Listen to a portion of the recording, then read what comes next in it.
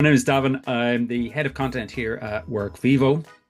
And Workvivo is an employee experience platform,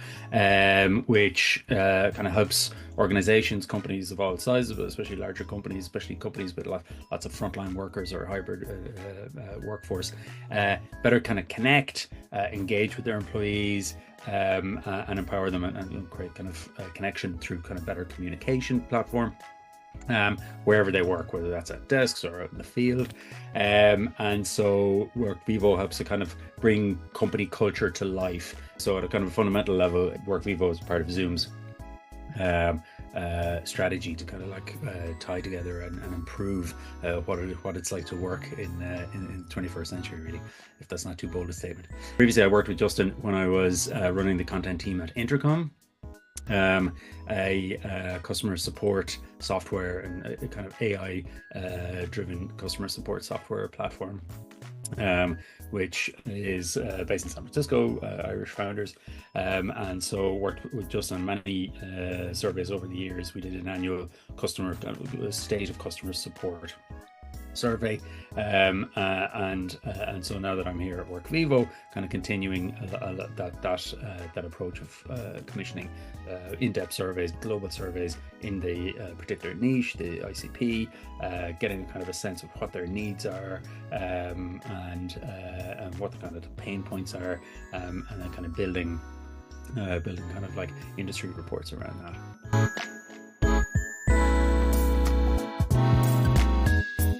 When I joined, it was just this spring, earlier this year. The larger company focus for Workvivo and indeed for Zoom is around kind of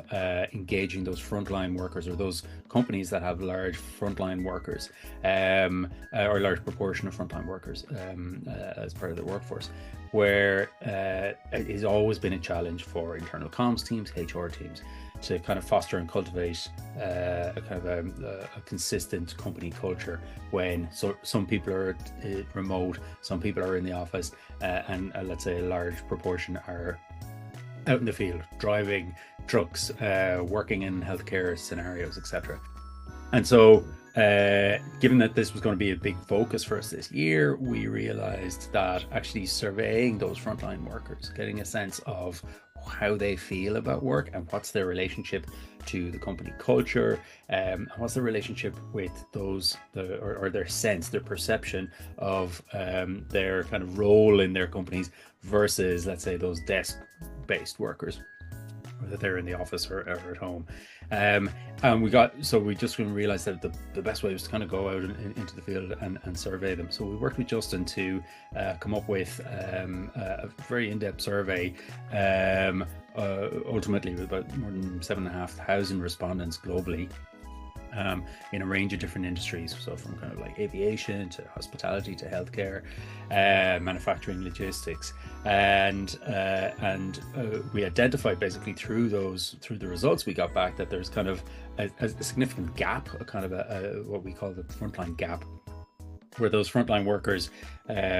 feel that they're, a lot of the culture and a lot of the tools they use, and a lot of the kind of those kind of recognition systems, to the extent they exist, are kind of primarily based or designed around those desk-based workers, while they feel they're kind of like having to make do, they're having to exist in a world that's designed for desk-based workers. And it was just so fascinating to get that information, and to be able to get a survey at that scale, and then to get kind of like regional breakdowns of it, kind of see how like, oh, it's interesting how in Asia Pacific there is kind of a stronger sense of connection to company culture among frontline workers than there would be, let's say, in Latin America, where it's a bit lower, and so on. And so that was all made possible by the extent of the survey that Justin provided, and then those kind of like regional and industry breakdowns he provided. We're faced with like a very specific kind of strategic imperative this year, a strategic goal for the company to focus on frontline. And in terms of the content we wanted to produce, it was like, okay, being able to kind of tailor our content around the kind of reality of what life is like in terms of kind of company culture for frontline workers. And a survey of this scale was really the only way to kind of go about doing that. And it has actually fueled so much of our content over the past few months, from a kind of an original microsite with the kind of headline figures, a brilliant in-depth report, kind of teasing out the kind of implications across things like career aspirations and sense of belonging and so on, and then inevitably having that kind of range of material, all those statistics and findings, is super powerful for, let's say, our sales team when they're having conversations with prospects, those prospects with large frontline workforces. It's great to be able to kind of go, well, actually, this is how in your region, this is how many frontline workers are feeling. These are the sort of problems we can try and rectify through the tool. So there is a kind of an internal enablement benefit to it as well.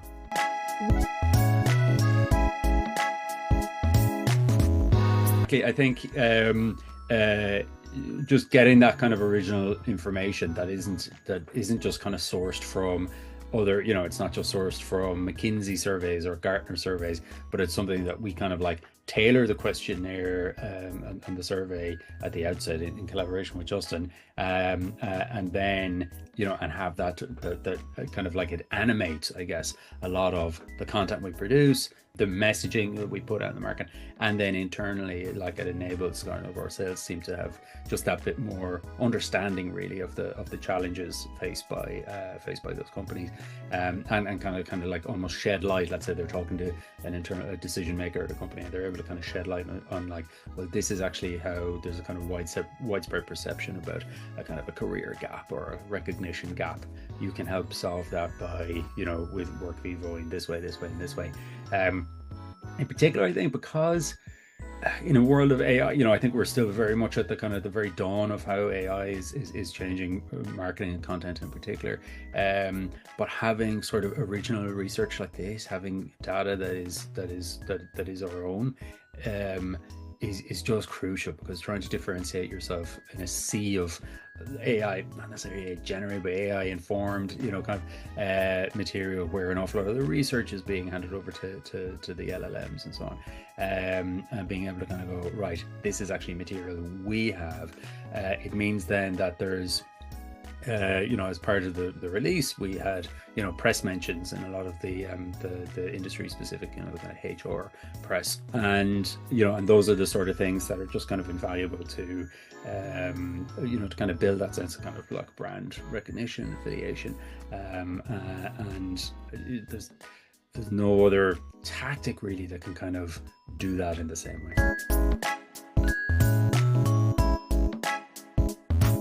I mean, I think we're in an era where content attribution is changing rapidly anyway.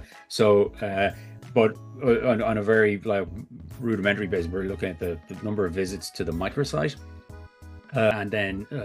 numerous kind of press mentions, kind of in the likes of Fast Company, the Bruce Daisley Substack, HCA Mag, so a lot of those kind of like specific publications that kind of like focus on the HR space. And then ultimately part of a larger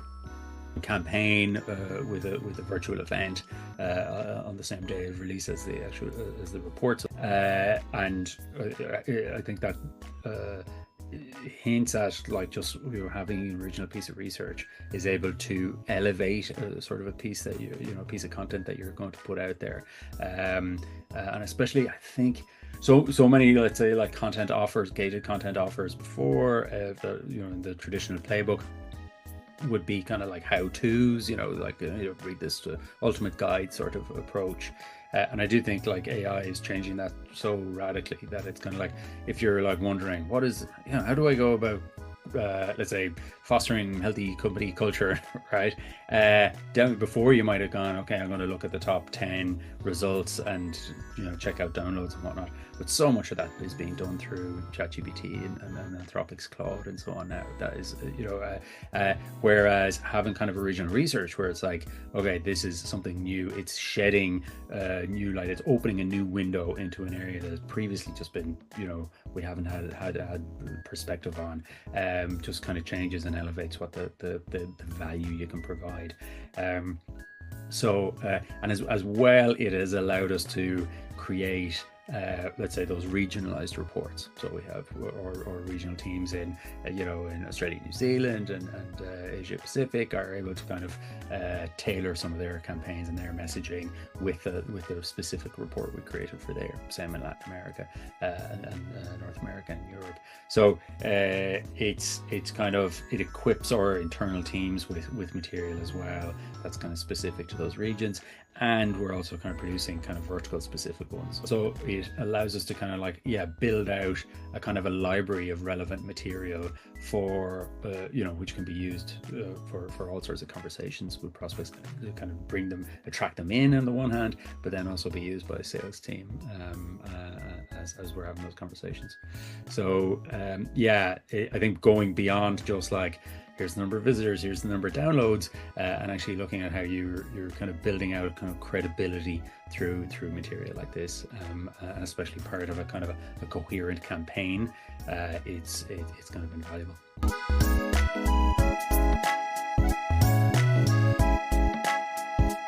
Having sort of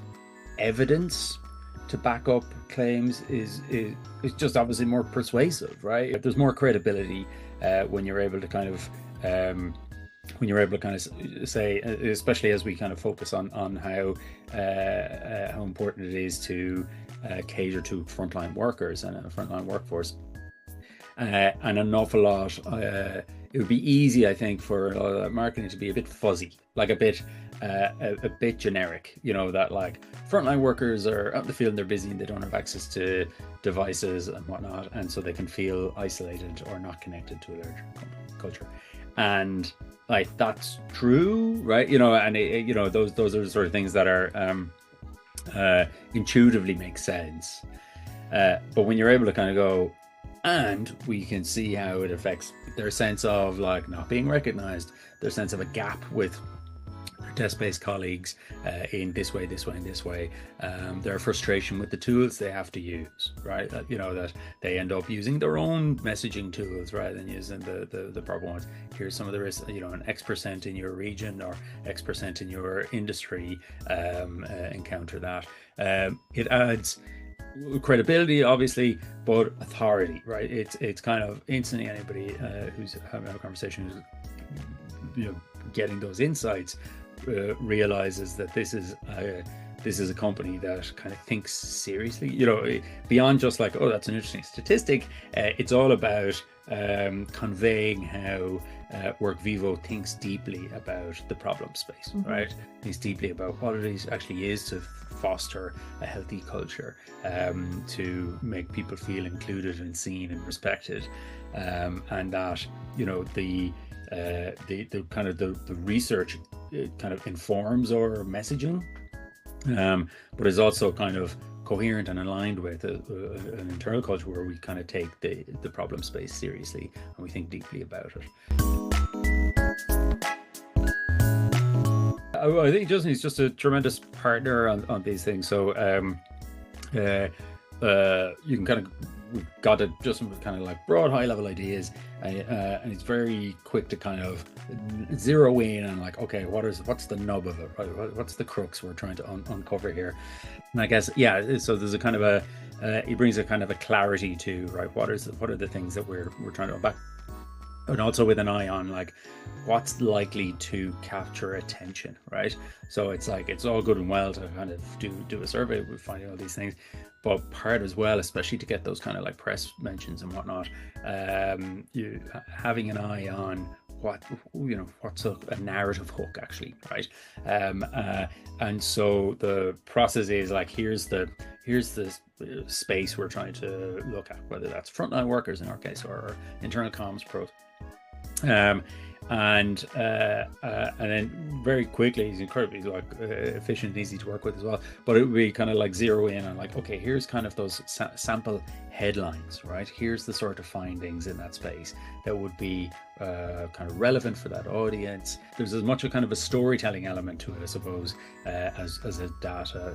as a statistical one or a survey-led one. And so he makes that kind of process feel very, very seamless. Yeah. I wholeheartedly recommend working with Justin and TrendCandy. Yes, and indeed, like we had amazing success at ITCOM working with them over the years on the annual survey and some smaller surveys, and to the extent it was almost like a teammate. And so when I started in this role, he had already been doing work with Workvivo, and I was so delighted to hear that, because I just knew I could hit the ground running, because just he's very, very easy to work with, gets the results to kind of to back, like exactly as he says, his ability to kind of forecast and anticipate how long a survey will take, and then the kind of breakdown of those insights. He just makes it all very seamless and easy. So when I started in this role, I just knew that it was going to be, we were going to be able to kind of get impact fast, because he's just very easy to work with, brings a lot of clarity, pushes back in the right ways, or will kind of, if you're coming along with certain assumptions, he'll kind of